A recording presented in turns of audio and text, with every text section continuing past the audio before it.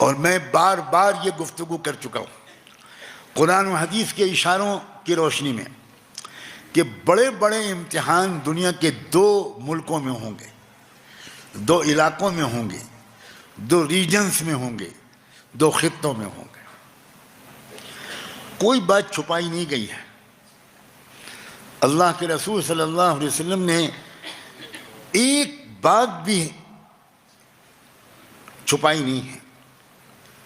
یہ بات واضح طور پر آپ کی حدیث میں ملتی ہے کہ آخری دور میں ظلم و انصاف کی جو فیصلہ کن لڑائی ہوگی وہ 2 خطوں میں ہوگی۔ ایک خطہ ہے بیت المقدس کا، دوسرا خطہ کان کھول کے سن لیجئے وہ خطہ ہے جس کے ایک حصے میں ہم بھی رہتے ہیں۔ کان کھول کے سنیے۔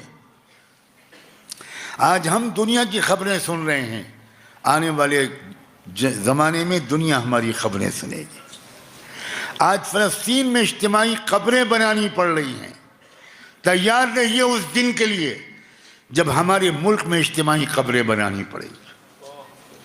اس سے زیادہ صاف لفظوں میں کیا کہوں؟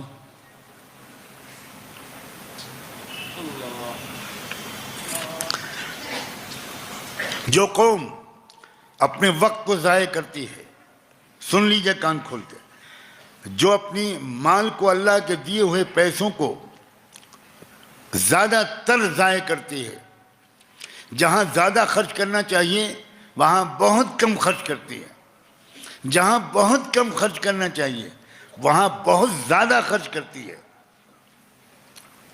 جو قوم اپنے نوجوانوں کو چیلنجز کے مقابلے کی صلاحیت پیدا کرنے والی تعلیم نہیں دلاتی،